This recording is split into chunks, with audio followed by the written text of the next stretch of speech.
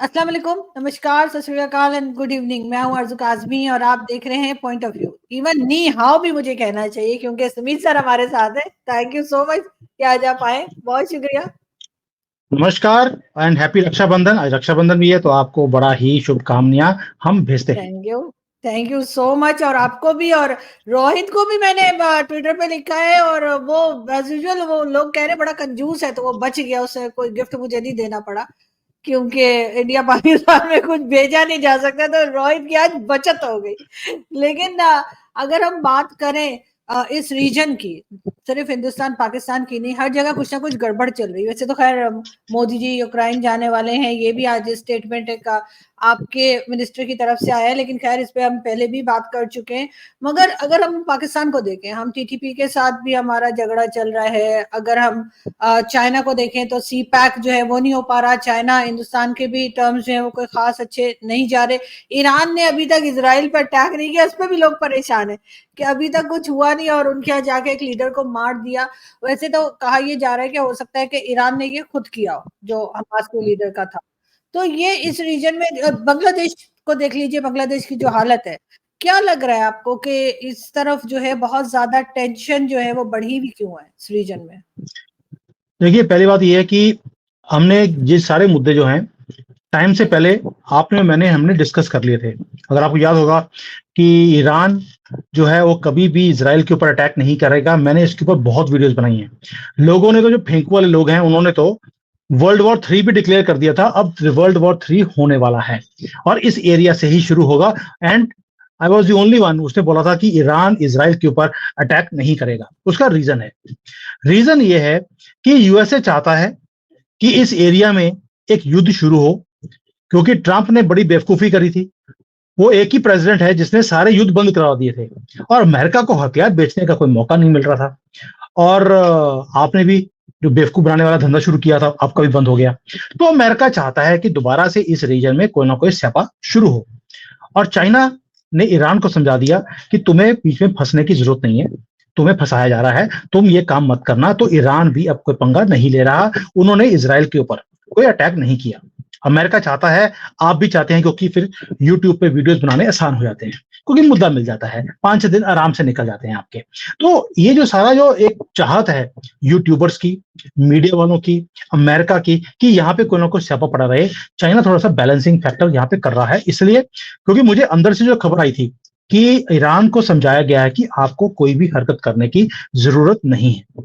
अब मैं बताता हूं कि चाइना क्या इतना दूध का धुला हुआ है कि वो अमेरिका चाहे कि यहां पर युद्ध हो और चाइना बोले युद्ध ना हो। ऐसा नहीं है।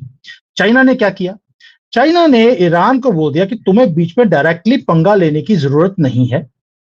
चाइना के अंदर चुपके से जो हमास के लीडर्स हैं उन सबको बुलाया गया, 3 दिन की मीटिंग हुई है। और जितने भी ये उनके जो डिविजन्स हैं हमास के अंदर, वहां पर भी 15-16 तरह के डिफरेंट कॉकरोचों की एक टोली है, वो मिलती है। चाइना ने उन सबको बुलाया, उन सबको मिलाकर इकट्ठा कर दिया और एक जॉइंट स्टेटमेंट दे दिया कि अब से ये जो 16-17 डिफरेंट किस्म के हमास के लीडर्स हैं, ये सारे इकट्ठे मिलकर अब काम करेंगे। यानी कि ईरान डायरेक्टली आगे नहीं आएगा। उन्होंने हमास को वहां पे लगा दिया। आप और हिजबुल्लाह मिलकर आप यहां पर अमेरिका को एंगेज रखो, इजराइल में भी और यूक्रेन में भी। तो चाइना एक बहुत ही ब्यूटीफुल गेम खेल रहा है। 1 रुपया खर्च नहीं कर रहा, अमेरिका को उलझा के रखा हुआ है, ईरान को बचा लिया और वहां पे ट्रेड करता रहेगा और अमेरिका उलझा रहेगा। अमेरिका चाहता था कि चाइना को उलझाया जाए, यहाँ पे कोई युद्ध किया जाए।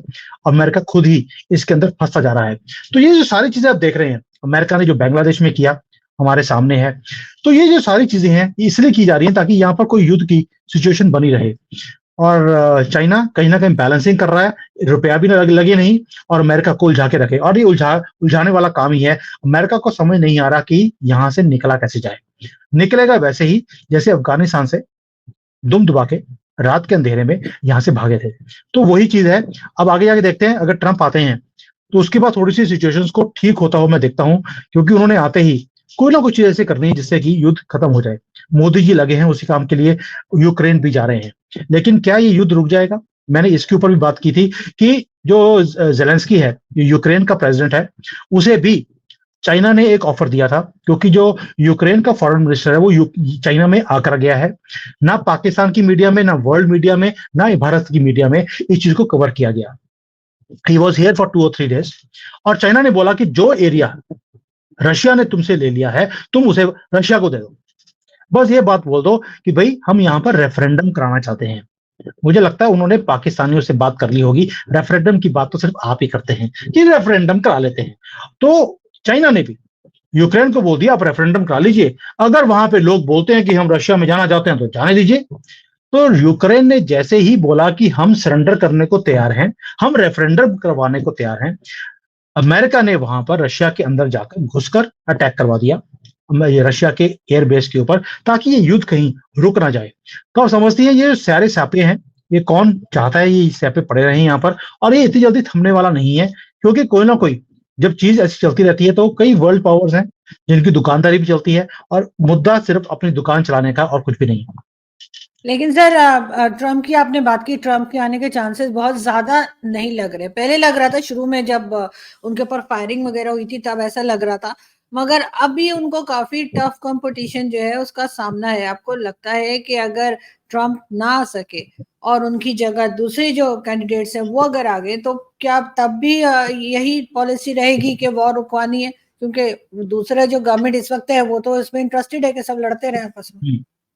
आरजू जी, आपको पता होगा कि जब इसके ऊपर अटैक हुआ था तब भी मैंने बोला था कि Trump can not win easily. अगर वो जीतना है उसे सारी धांधलियों का मुकाबला करना पड़ेगा, लिब्रांडुओं के इकोसिस्टम से भी करना पड़ेगा।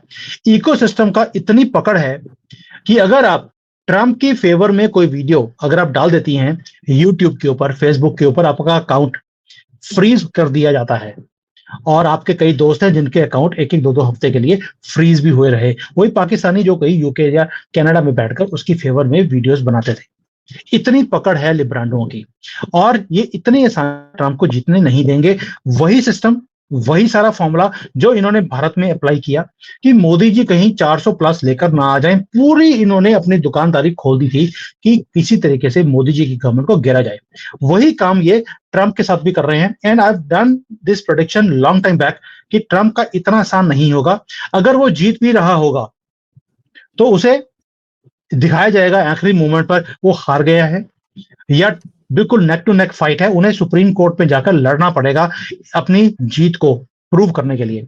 तो ये सारा कुछ होने वाला है। एंड अगर कमला हैरिस जीत गई या उसकी जगह पे किसी और को खड़ा किया गया, जो चाइना चाहता है कि कमला हैरिस ना खड़ी हो, कोई और को, किसी और को खड़ा किया जाए, अगर डेमोक्रेट दोबारा से आ गए तो ये युद्ध और बढ़ने वाले हैं, ये कम होने वाले नहीं है।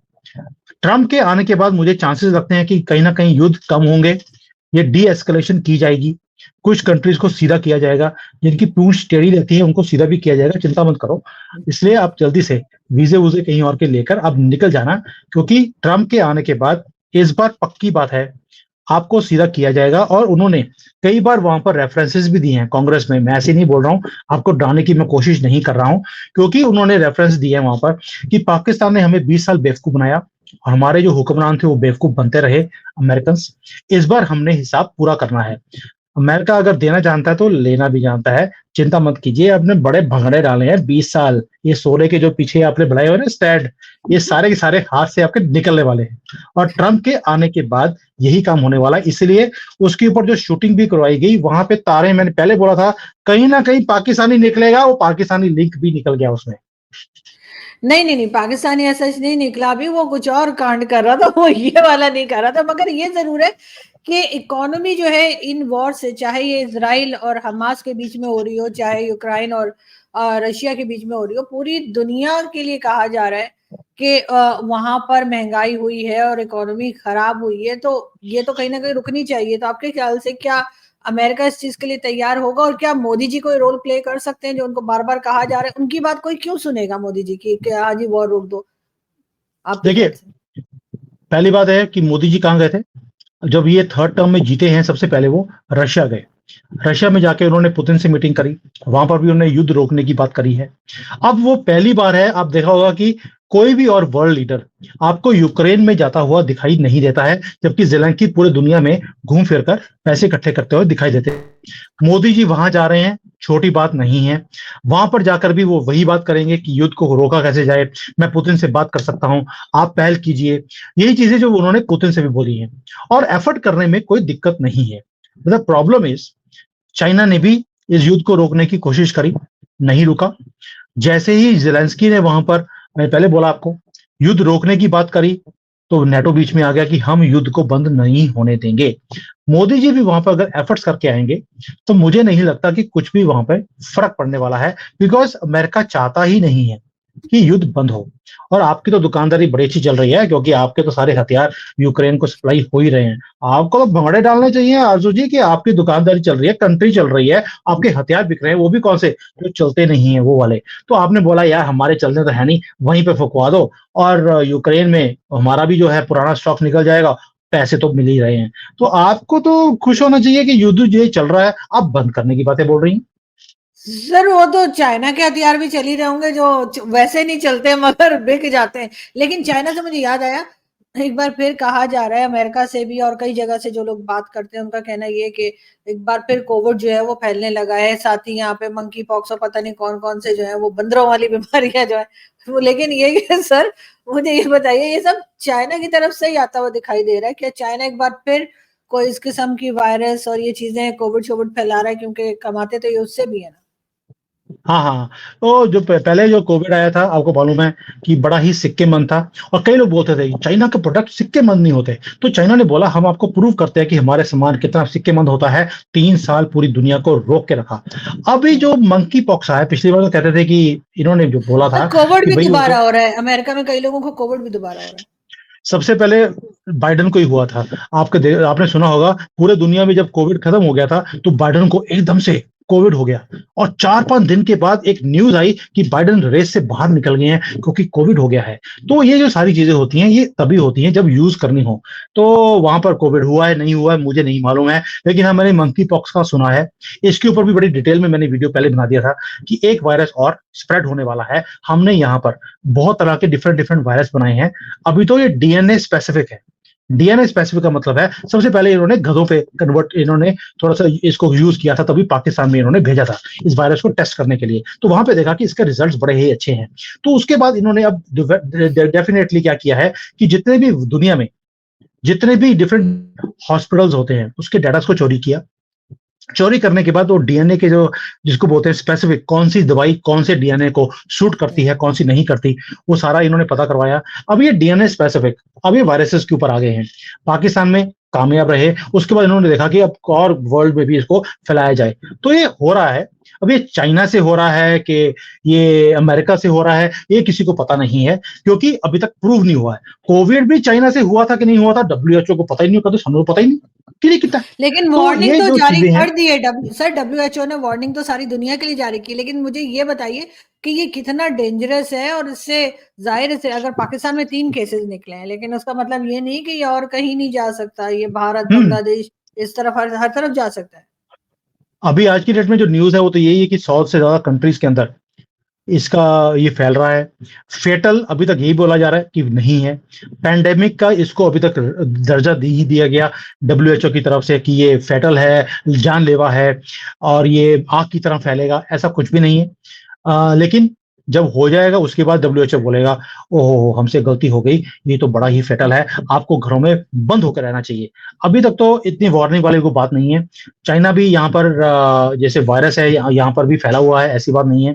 यहाँ पे स्किन रैशेस की प्रॉब्लम बहुत ज्यादा है चाइना के अंदर। लेकिन मंकी पॉक्स अभी तक नहीं है, क्योंकि यहाँ बनाकर अपनी कंट्री में कम रखते हैं अपना सामान, एक्सपोर्ट में ज्यादा ये ध्यान देते हैं। तो इसको भी एक्सपोर्ट हो सकता है कि कर दिया हो, और पूरी दुनिया में ये फैलता भी जा रहा है।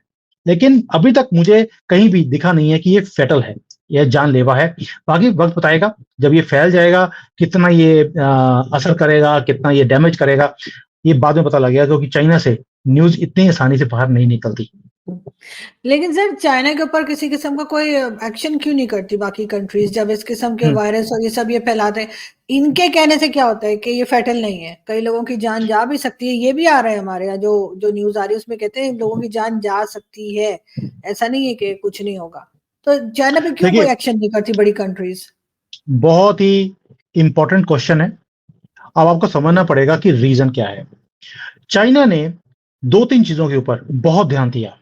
वो है जितनी बड़ी ऑर्गेनाइजेशन, यूनाइटेड नेशंस हो, WHO हो, जितने भी सारी हैं, या ह्यूमन राइट्स की जो ऑर्गेनाइजेशन है, यूनाइटेड नेशंस के जो विंग हैं, उसके अंदर इतना पैसा डोनेट करता है चाइना कि इनके खिलाफ आप बोल ही नहीं सकते। आपने कभी भी WHO से, जो वर्ल्ड हेल्थ ऑर्गेनाइजेशन है, उनकी तरफ से कभी भी चाइना के खिलाफ कोई स्टेटमेंट सुना नहीं होगा। रीजन क्या है? इतने पैसे दिए जाते हैं और उनकी ऑर्गेनाइजेशन चाइना के कारण ही चल रही है। यूनाइटेड नेशंस के अंदर भी ह्यूमन राइट्स का जो विंग है, वो कभी भी यहाँ पे जो शिनजियांग में कॉकरोच रहते हैं उनको जैसे सीधा किया जाता है, पिछवाड़े में उनके जैसे बॉम्ब डाले जाते हैं। कभी भी आपने सुना नहीं होगा कि कभी भी ह्यूमन राइट्स ने उसके खिलाफ बोला हो। क्यों? वहां पर भी पैसे पहुंचाए जाते हैं। तीसरा, जो वर्ल्ड की जो मीडिया है, जो बड़े बड़े घर हैं, उसके अंदर इतनी पकड़ है चाइना की, उससे आप अंदाजा लगा सकते हैं कि एंटी चाइना कभी भी आर्टिकल आपको पूरे दुनिया में छपता हुआ नहीं दिखता है। जबकि यहाँ पर कोई ऐसा नहीं है कि यहाँ पे फॉल्ट लाइंस नहीं है, फिर भी शांति है कि सब कुछ चंगा पला है चाइना के अंदर। ये मीडिया बोलता है आपको, कभी भी फैक्ट चेक वाले कभी सामने आते नहीं है। क्यों? वहां पर भी पैसा पहुंचाया जाता है। लास्टली, जो बड़ी कंट्रीज हैं, वहां पे जो पॉलिटिशियंस हैं, उन्हें इन्होंने अपनी जेब में रखा है। भाई, आपके कंट्री में भी कई पॉलिटिशियंस हैं जिनको चाइना ने खरीदा हुआ था। आर्मी चीफ तो वैसे ही उसके हाथ जो है इनकी जेबों में रहते ही हैं। और हमारे कंट्री में भी कई पप्पू जैसे हैं जो कि माने हुए हैं, ये यहाँ पर सीक्रेटली आकर एग्रीमेंट करते हैं और अपने देश को बेचकर चले जाते हैं। तो कंट्रीज, जितने भी कंट्रीज के बड़े बड़े बिकाऊ पॉलिटिशियंस हैं, उनको चाइना ने अपनी जेब में रखा है। बड़ी ऑर्गेनाइजेशंस में इन्होंने अपने पैसे लगाए हुए हैं।